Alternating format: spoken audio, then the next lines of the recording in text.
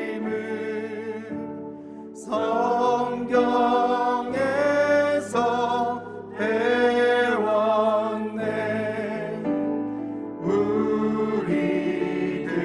우리들은 약하나 예수 권세만.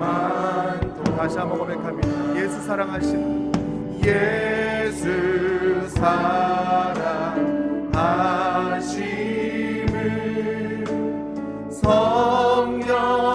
성경에서 배웠네.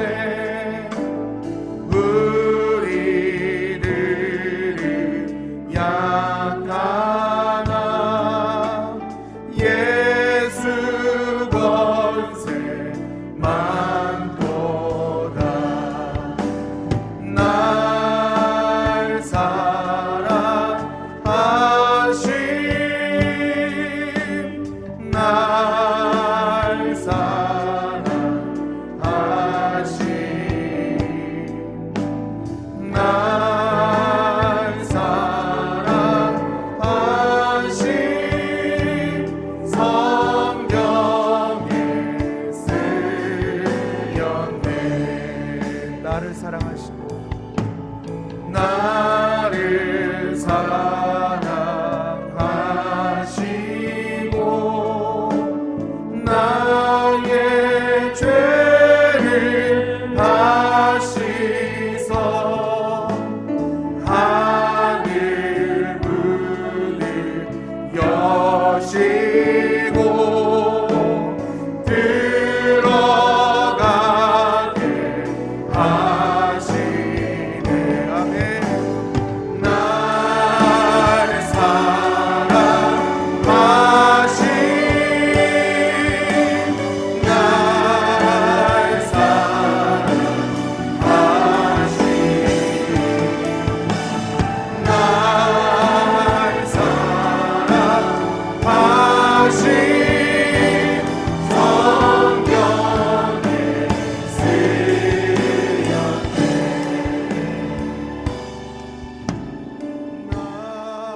날 사랑하심, 날 사랑하심, 날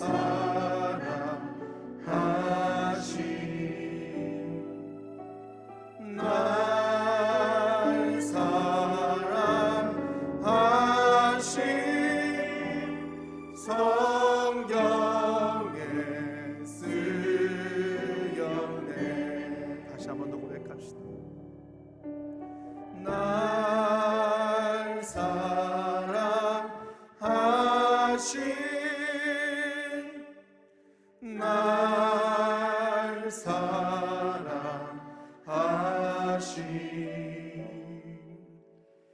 날 사랑하심 성경에 쓰였네.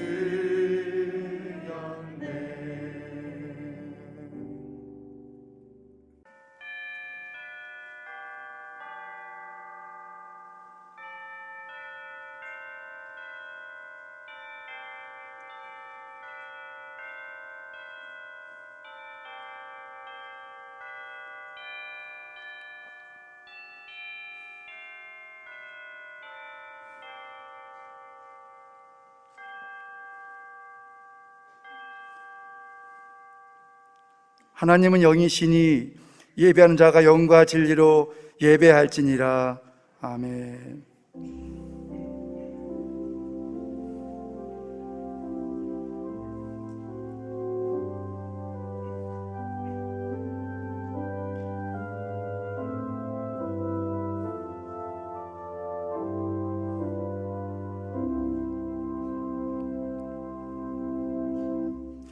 나는 전능하신 아버지 하나님, 천지의 창조주를 믿습니다. 나는 그의 유일하신 아들 우리 주 예수 그리스도를 믿습니다.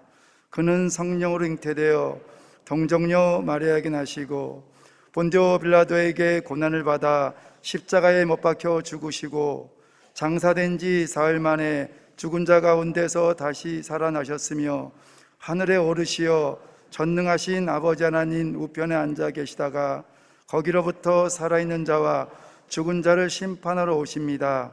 나는 성령을 믿으며 거룩한 공교회와 성도의 교제와 죄를 용서받는 것과 몸의 부활과 영생을 믿습니다. 아멘.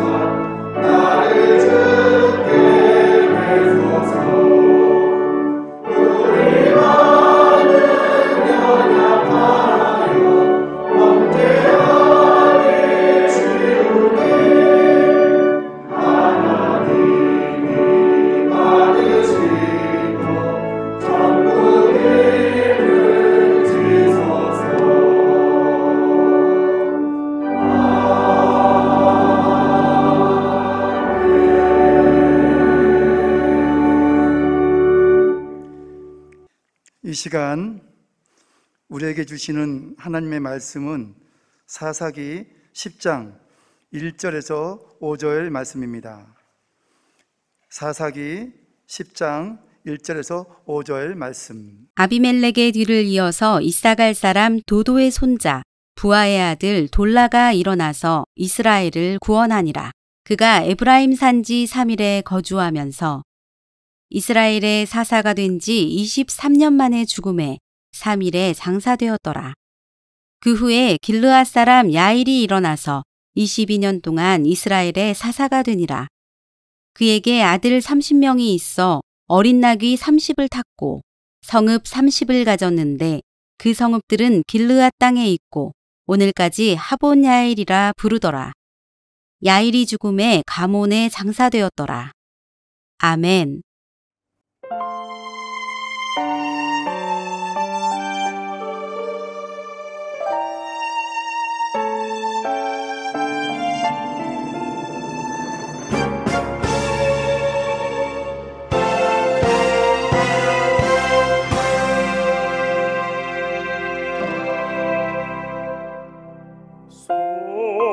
성자의 귀한 몸 나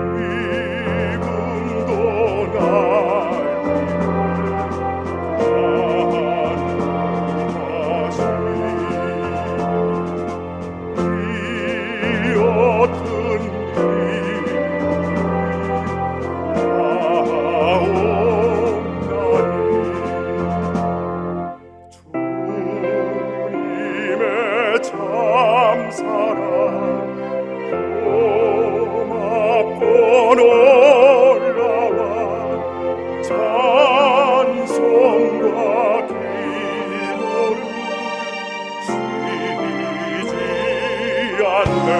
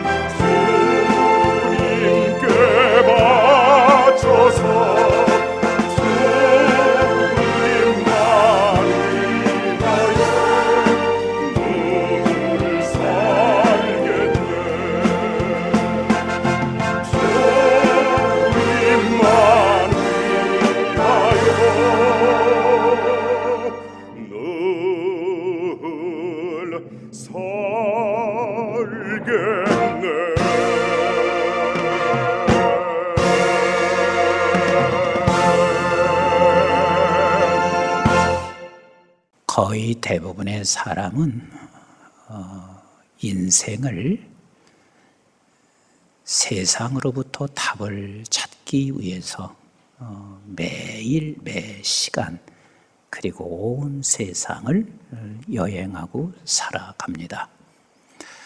어려움을 겪게 되면 어려움을 겪는 그 순간 우리는 이 어려움을 어디서 답을 찾을까?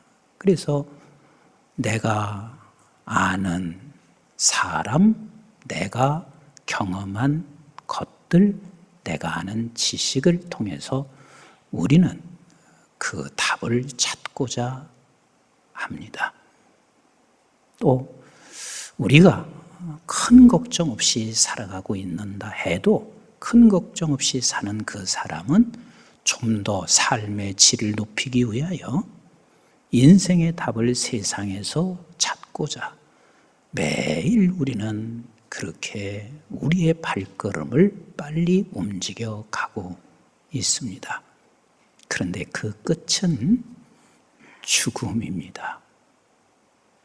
사사기서는 계속해서 인간의 죄에 대하여 말씀하시고 그 죄의 결과는 저들이 고통과 괴로움을 겪게 되고 다시 회복을 합니다.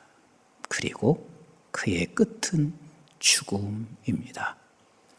오늘 사사기 10장 1절과 5절 사이에는 두 사사가 나오고 있지만 굳이 이렇게 이 사사기에 두 사사를 꼭 집어넣어야 할 이유가 없는 것처럼 보여집니다. 그러나 우리 모두 각자에게 굉장히 중요한 메시지를 여기에서 던져주고 있습니다. 우리 한번 사사기 10장 1절부터 2절 말씀을 같이 읽어봅니다. 시작. 아비멜렉의 뒤를 이어 이사갈 사람 도도의 손자 부하의 아들 둘라가 일어나서 이스라엘을 구원하리니 그가 에브라임 산지 3일에 거주하면서 이스라엘의 사사가 된 지 23년 만에 죽음에 3일에 장사되었더라. 아비멜렉을 이어서 둘라가 사사가 됐습니다. 그런데 여러분들이 이미 사사기를 통해서 계속해서 말씀 들어서 아시지만 아비멜렉은 사사 중에서 가장 사악한 사람입니다. 아주 악한 사람입니다. 당신 스스로가 이스라엘의 통치자가 되기 위하여 이복 형제인 70명 중에 자기와 단 하나를 빼놓고는 전부 다 죽였습니다. 그리고 자기를 이스라엘의 통치자로 세우는데 큰 공을 들였던 외가 친척들, 저들 결국은 이 아비멜렉에 의해서 전부 다 멸절당하고 맙니다. 이거보다 사악한 사사는 아마 없었을 것입니다. 이런 상황에서 둘라는 이런 꿈을 꾸었을 것입니다. 그래, 이 악으로부터 구원시켜야 돼. 그리고 이스라엘을 좀 더 정의와 공의가 있는 나라로 세워야 돼. 그렇게 둘라는 마음을 먹고 그리고 구원자로 섰을 수도 있습니다. 근데 결국 그 사사도 23년간 통치하다가 죽어 장사 지냈습니다. 두 번째 사사를 지금 사사기 10장 3절부터 5절 말씀하시고 계신데 우리 한번 같이 읽어보도록 하겠습니다. 그 후에 길리앗 사람 야일이 일어나서 22년 동안 이스라엘의 사사가 되니라. 그에게 아들 30명이 있어 어린 나귀 30을 탔고 성읍 30을 가졌는데 그 성읍들은 길리앗 땅에 있고 오늘까지 하봇 야일이라 부르더라. 야일이 죽음의 가문에서 장사되었더라. 야일이라는 사사가 일어났습니다. 그런데 이스라엘은 아마도 가난에 허덕이고 있었을 것입니다. 그래서 야일은 사사로 통치하면서 이스라엘을 부강한 국가를 만들기 위해서 모진 애를 썼을 것입니다. 그래서 실제로 야일이 사사로 통치하는 동안 부와 그리고 넉넉함과 풍요를 누리고 있었습니다. 어디서 그것을 입증할 수 있나? 30명의 아들이 있었는데 그 30명의 아들이 나귀를 타고 다녔습니다. 그리고 성 30개를 통치할 만큼 부 그리고 풍요를 누리는 그러한 사사였습니다. 하지만 그 사사도 역시 모든 부와 풍요를 누렸던 사사지만 결국은 22년간 사사 생활을 하다가 죽어 장사 지냈더라 라고 말을 하고 있습니다. 우리는 우리나라 역사 속에서도 이러한 사사와 같은 역사를 우리는 볼 수가 있습니다. 우리가 일본 식민지 아래에 있었을 때 우리의 모든 소망은 다 독립이었습니다. 그래서 각자가 이곳저곳에서 독립을 외치고 또 독립을 외치지 않았어도 나름대로 내가 나라의 독립을 위해서 이곳저곳에서 함께 했을 것은 분명합니다. 해서 1945년 우리나라는 독립을 맞이했습니다. 모두가 기뻤습니다. 밖으로 나와서 춤을 추었습니다. 그런데 그 기쁨은 얼마 가지 않았습니다. 유엔 신탁 통치로 인하여 아니 왜 우리나라가 유엔 신탁 통치를 받아야 하나요? 실제로 말하면 신탁 통치를 받아야 되려면 독일이 동과 서로 2차 대전을 일으켰던 동과 서로 나누어서 신탁 통치에 갔던 것처럼 일본이 받아야 되잖아요. 근데 우리의 무능함도 있거니와 지정학적 측면도 아마도 있었을 것입니다. 그래서 남과 북으로 통치를 받고 그래서 북은 러시아가 공산국가를 세우는 일에 일익을 감당하며 북한은 이젠 다른 체제의 나라가 돼버리고 말았습니다.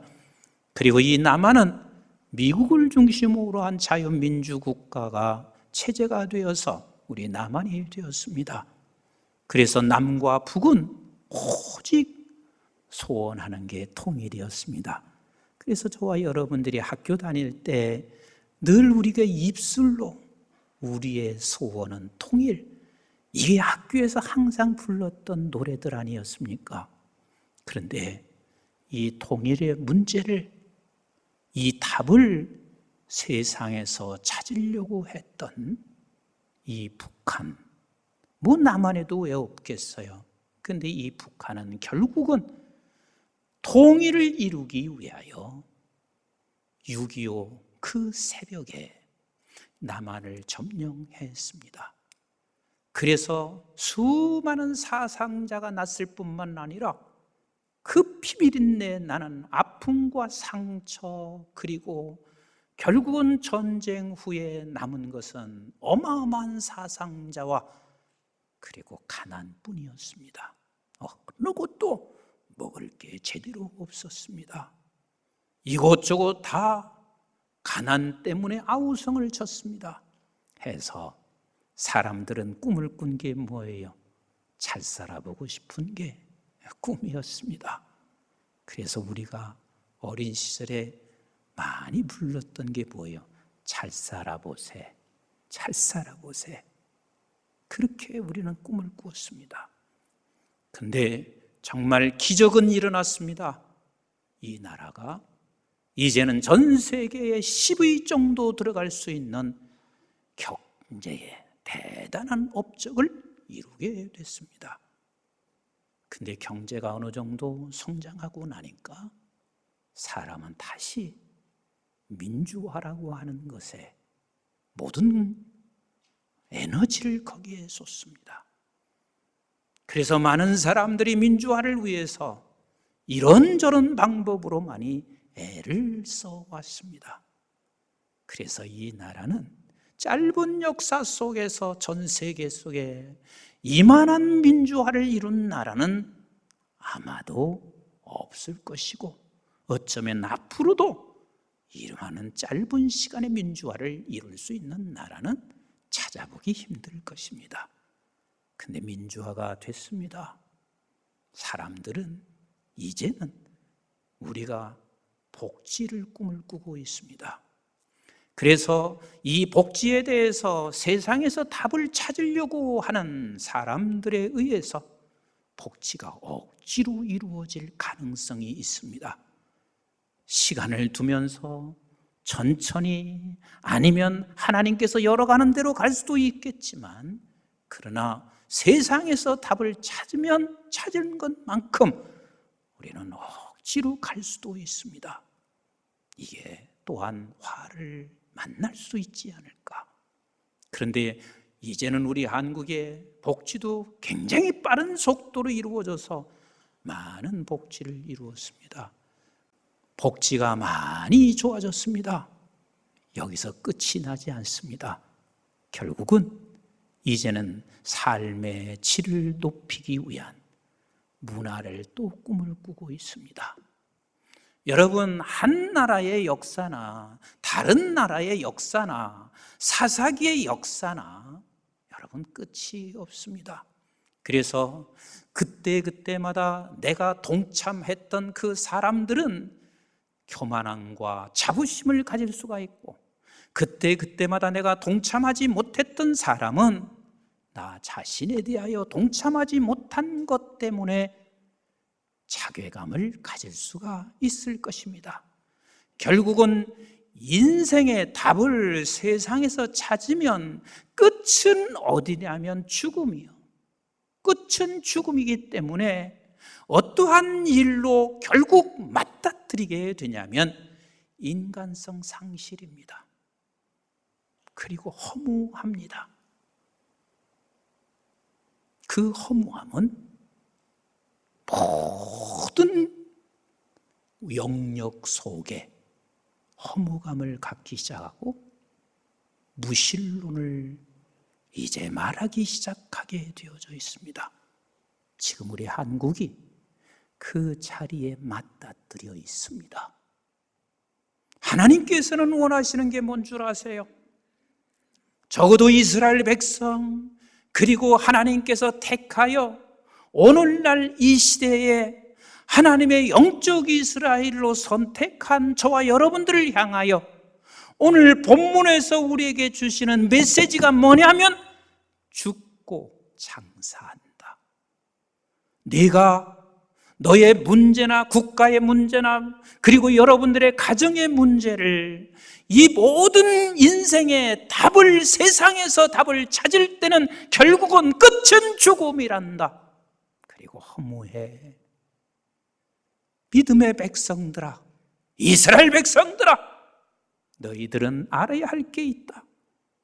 인생의 답은 오직 여호와 하나님 예수 그리스도께 밖에 없다는 사실을 말씀하고 싶은 것입니다. 그렇습니다. 인생의 답은 오직 예수 그리스도밖에 없어요. 왜? 그분은 생명입니다.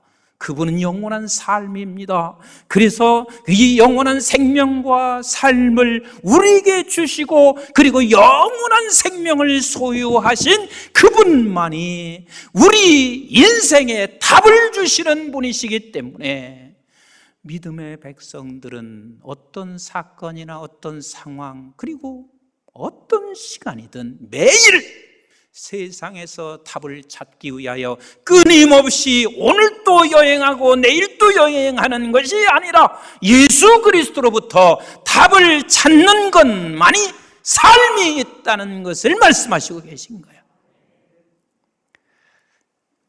돈의 답이 있는 게 아닙니다. 소유의 답이 있는 게 아닙니다. 누가복음 12장에 보면 어떤 한 부자 의 비유를 말씀하시고 계세요. 그래서 한 사람이 예수님 앞에 찾아와서 상속의 문제를 그분으로부터 판단받기를 원했습니다. 그때 우리 주님께서 찾아온 그에게 뭐라고 말씀하시고 있냐면, 누가복음 12장 15절 말씀을 같이 한번 보겠습니다. 시작. 그들에게 이르시되 삼가 모든 탐심을 물리치라. 사람의 생명이 그 소유에 넉넉한 데 있지 아니하리라 하시고, 이 지금 15절의 말씀은 이 말이에요. 인생의 답은 소유에 있는 것이 아니니 탐심을 버려라. 인생의 답은 소유에 있는 것이 아니야. 그러니 탐심을 버려라.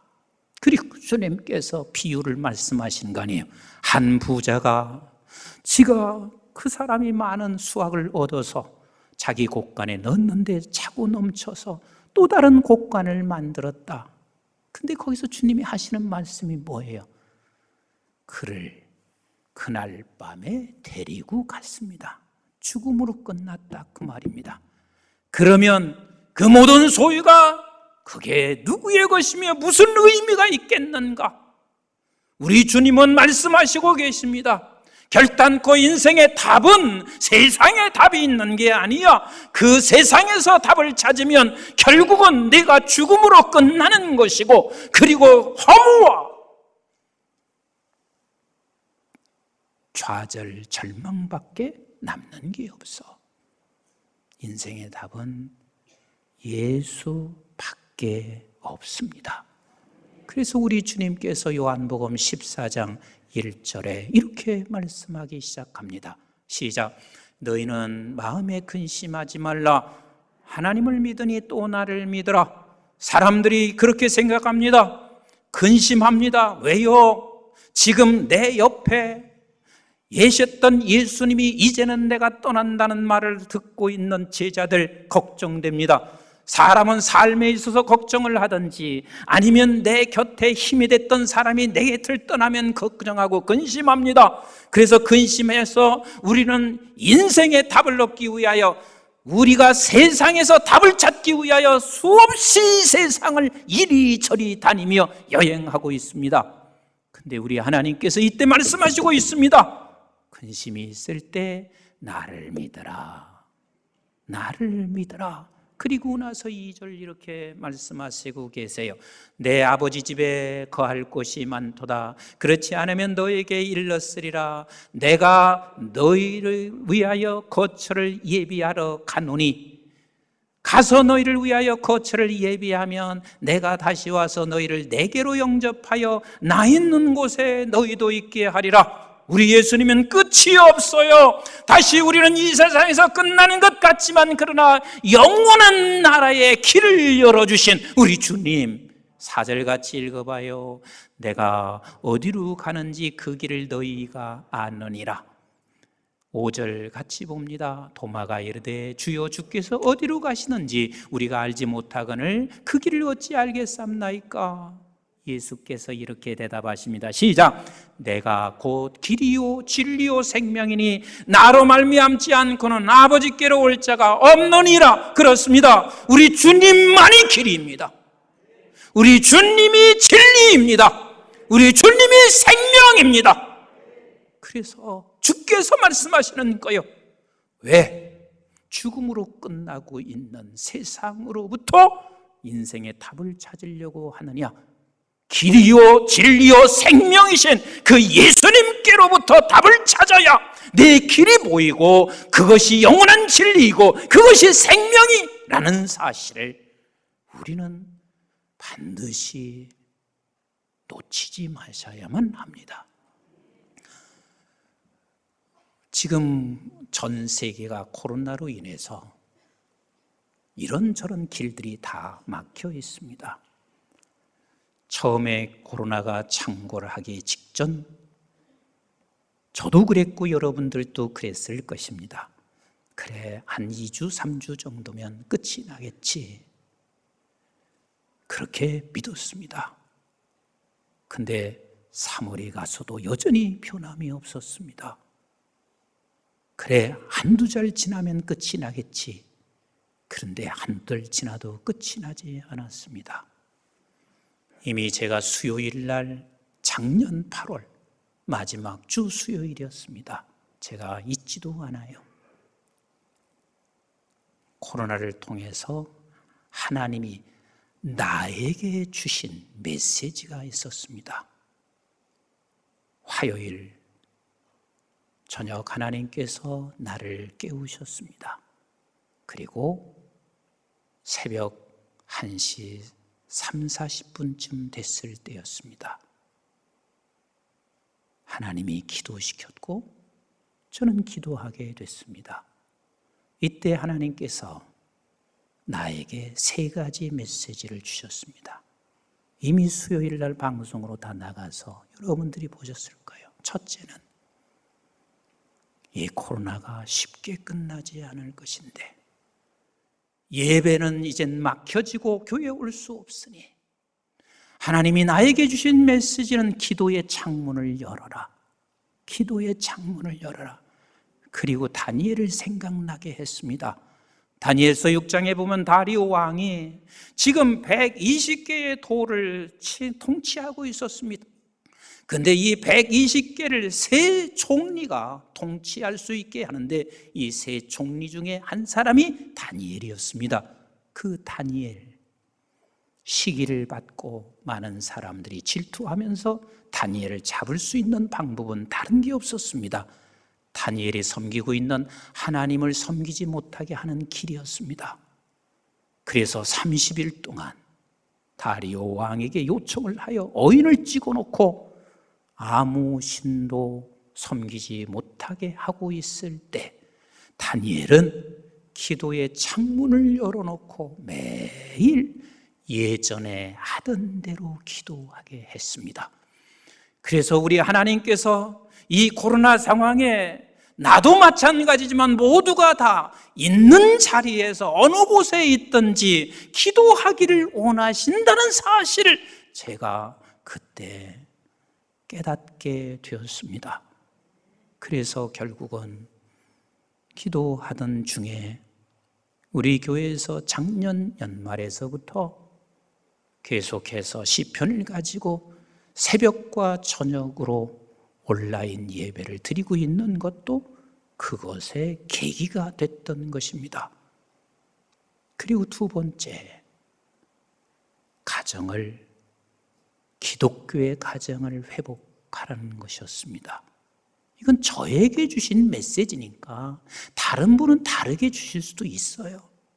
기독교의 가정을 회복하라. 왜? 세상에 한국처럼 밤문화가 발달된 나라는 세상에 거의 찾아볼 수가 없습니다. 밤 12시가 돼도 집에 들어올 생각하지 않습니다. 이게 빨리 바뀌어질 것 같습니까? 쉽게 바뀌어지지 않습니다. 아버지가 사실 계시지만 아버지가 부재인 나라. 그런데 우리 하나님이 기독교 가정만큼이라도 코로나로 인하여 집에 일찍 들어가서 아이들과 함께, 그리고 아내와 함께, 그리고 잠시라도 기도로 묵상하면서 하루를 마무리할 수 있는 것, 이런 기독교 문화가 정착됐으면 좋겠다. 한편에서는 저녁 야간에 일할 수 없어서 힘들어하는 분도 계시지만 사실은 우리나라가 이제는 밤 12시 넘어서 술을 먹으며 그리고 이리저리 방황하는 것들은 끝을 내야 되는 거거든요. 그리고 세 번째 주신 메시지는 가면 갈수록 이기주의와 개인주의는 팽배할 것이고, 그리고 코로나로 인해서 어려움을 당하고 있을 때 함께 서로 섬기며 나누기를 절대로 놓치지 말아라. 코로나로 여러 가지 어려운 상황에도 많은 것도 아니고 자랑할 것은 아니지만 우리 교회가 그래서 광진 구민들을 위해서 섬기기도 했고, 선교사님들을 위해서 섬기기도 했고, 교단의 어려운 목회자들을 위해서 섬기기도 했습니다. 이건 끝이 아니라 앞으로도 계속해서 하나님께서는 섬김과 나눔을 놓지 않기를 원하셨습니다.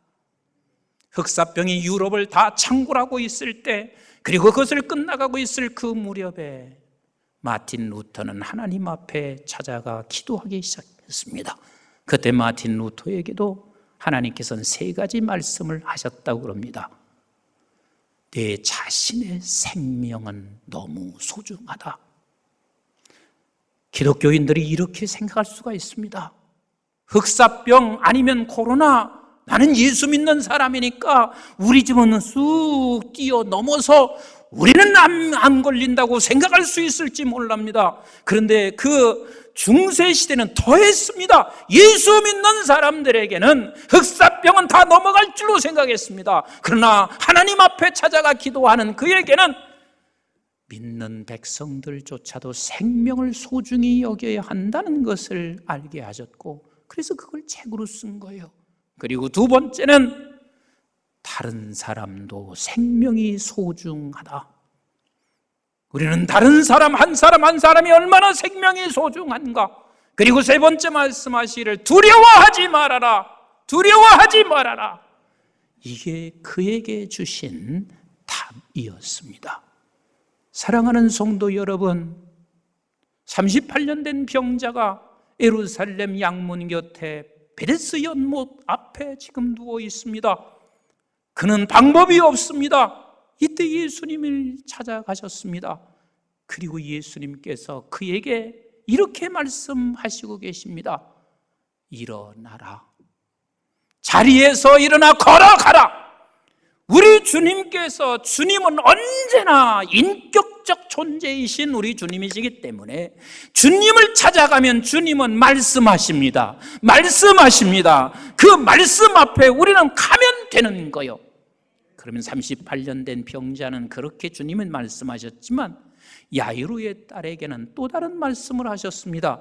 야이로의 딸 고반 죽어가고 있을 때 우리 주님을 찾았습니다. 그래서 그 주님께서 그 야이로의 딸을 향해서, 그 아버지를 향해서, 회당장을 향해서 하시는 말씀이 뭐라고 말씀하시고 있습니까? 두려워하지 말아라, 믿기만 하라 라고 말씀하시고 계십니다. 모세가 이스라엘 백성들을 애굽에서 끌어내게 있습니다. 모세는 항상 그 순간순간마다, 다시 말하면 매 순간마다 우리의 하나님 여호와를 찾습니다. 한 가지 재앙이 끝나고 나면 두 번째 재앙이 올 때 하나님 앞에 서면 우리 하나님께서는 또 다른 대답을 해주시고 있습니다. 세 번째 재앙이 찾아올 때 하나님 앞에 서면 하나님께서 또 다른 답을 주시고 있습니다.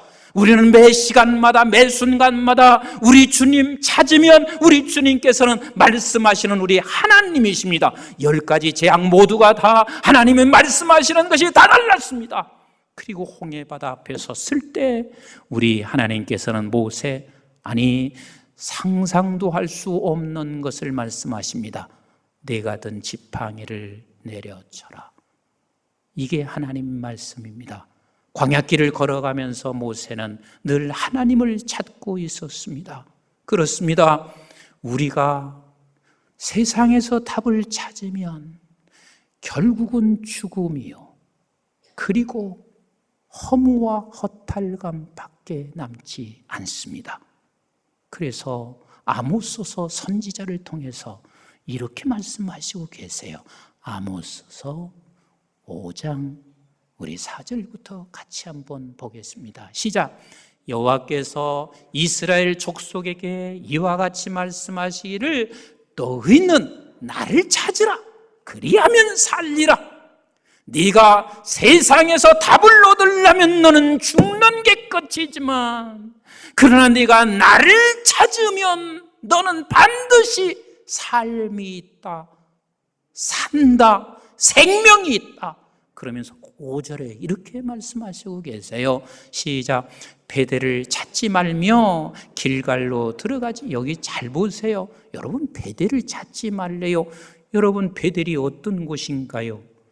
야곱이 그 어린 나이에 부모를 떠나서 갈 바를 알지 못하고 돌을 베게 하고 거기에서 들판에 누워서 자고 있을 때 우리 하나님께서 야곱에게 찾아와 만나주신 곳이 베델이란 말이에요. 그런데 베델을 찾지 말고 또 길갈에 들어가지 말며, 길갈이 어딘 줄 아시나요? 요단강을 건너서 제일 먼저 이스라엘 백성들이 요단강을 건너자마자 그곳에서 유월절 제사를, 첫 제사를 드린 곳이에요. 이거야말로 정말 귀한 곳이에요. 근데 길갈로 들어가지 말며 또 부엘세바로 나가지 말라. 여러분, 부엘세바가 어딘가요? 아비멜렉 왕이, 아브라함이 지금 가다가 이 왕에게 당신의 아내를 빼앗길 위기 속에 있습니다. 그래서 사라가 아비멜렉 처소로 들어갑니다. 그때 하나님께서 아비멜렉에게 현몽하여 나타나서 그를 손도 대지 못하게 만듭니다. 그리고 아브라함과 아비멜렉이 거기서 언약을 맺은 곳 부엘세바요, 상호 불가침 조약을 맺은 곳이나 다름없는 이 중요한 곳, 거기로도 나가지 말라. 길갈은 반드시 사로잡히겠고 베델은 비참하게 될 것이니라 하셨나니, 왜 지금 이렇게 말씀하시는 줄 아십니까?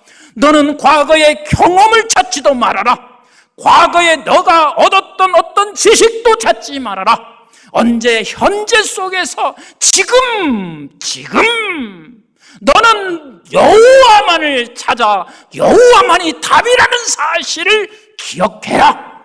이걸 지금 말씀하시고 계세요. 우리 6절 같이 읽어보겠어요. 시작. 너희는 여호와를 찾으라. 그리하면 살리라. 그렇지 않으면 그가 불같이 요셉의 집에 임하여 멸하시리니 베델에서 그 불들을 끌 자가 없으리라. 정의를 쓴수로 바꾸며 공의를 땅에 던지는 자들아. 지금 이게 무슨 뜻인 줄 아세요? 지금 둘라라는 사사가 정의를 세우려고 한 것 같지만 사실은 네가 정의를 세우려고 그렇게 네가 애쓰를 쓴다 할지라도 공평은 내게서 찾아볼 수가 없게 돼 있어. 8절 같이 봅니다. 시작. 묘성과 삼성을 만드시며 사망의 그늘을 아침으로 바꾸시고 믿으시면 아멘. 낮을 어두운 밤으로 바꾸시며 믿으십니까? 바닷물을 불려 지면에 쏟으시는 이를 찾아라. 그의 이름이 누구라고요? 여호와이십니다. 사랑하는 성도 여러분, 여러분들께서는 인생의 답을 세상에서 찾으신다면 그 끝은 죽음입니다. 그러나 인생의 답을 예수님께 찾아가서 찾으신다면 그 끝은 생명이요 삶입니다.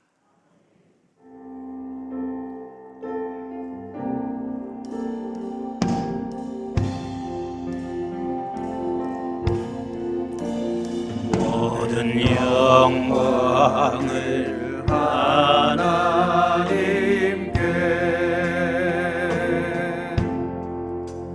모든 영광을 하나님께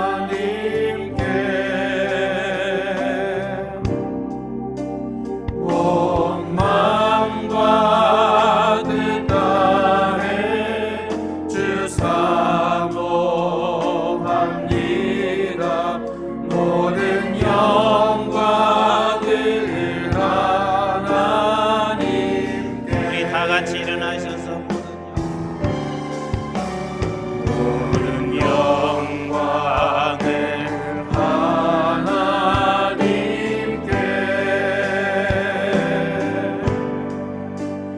모든 영광을 하나님께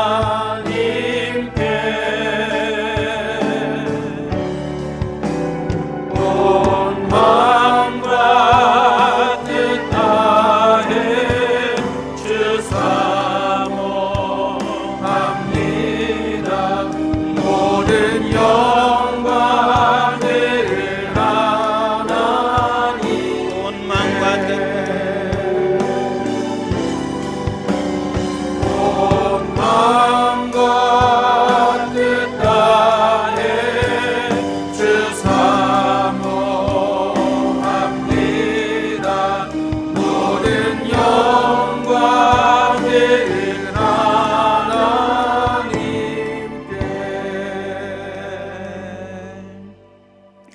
이제는 우리 주 예수 그리스도의 은혜와 저희들이 무엇이건대 영원한 생명을 허락해 주신 아버지 하나님의 만극하시고 극진하신 사랑과 성령님의 보호 인도 교통 충만하심이 오늘도 주의 전에 나온 사랑하는 모든 백성들에게 매일 매 순간 인생의 답을 세상에서 찾으면 끝은 죽음이라는 것. 그래서 우리에게 믿음의 백성들은 인생의 답을 주님께 나와 찾기를 원하시며 그것은 생명이라는 삶이라는 것, 이것을 놓치지 말고 평생을 매 순간 시간마다 예수님께 찾아와 인생의 답을 얻어 그 말씀 앞에 순종하여 하나님의 생명의 역사를 나를 통해서, 교회를 통해서, 가정을 통해서 이루어가기를 원하는 주의 모든 백성들 머리머리 위에와 저들의 가정과 직장과 기업과 자손, 특별히 우리 한국중앙교회와 온 지구촌에 있는 선교지와 이 민족과 그리고 방송의 가족들을 위해 이제부터 영원토록 함께 하시기를 주님 이름 받들어 간절히 축원하옵나이다. 아멘.